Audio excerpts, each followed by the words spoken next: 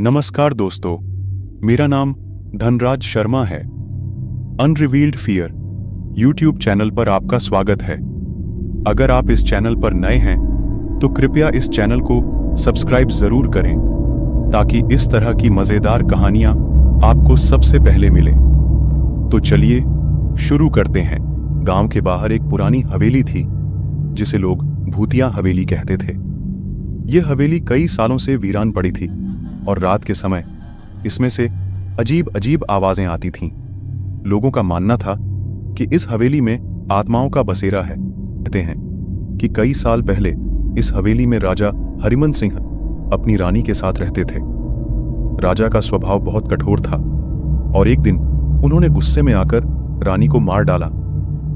रानी की आत्मा अब भी इस हवेली में भटकती रहती है और बदला लेने के लिए किसी भी आने वाले व्यक्ति को नहीं छोड़ती।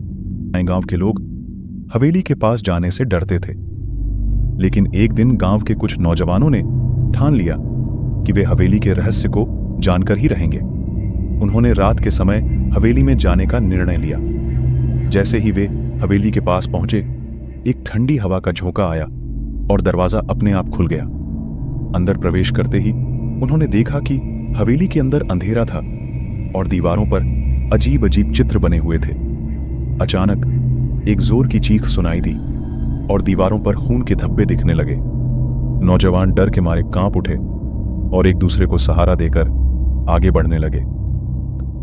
उन्होंने देखा कि एक सफेद साड़ी पहने हुई महिला उनकी ओर बढ़ रही है। उसके चेहरे पर अजीब सी मुस्कान थी और आंखें खून जैसी लाल थीं। वह महिला कोई और नहीं बल्कि रानी की आत्मा थी। रानी की आत्मा ने कहा, तुम्हारे आने की हिम्मत कैसे हुई?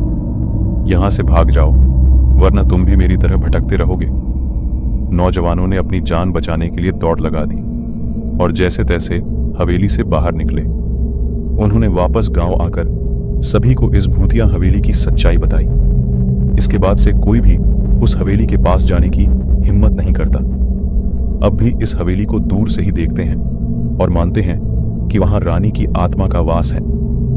यह भूतिया हवेली एक रहस्य बनकर रह गई है और लोग इसे कभी नहीं भूल पाते।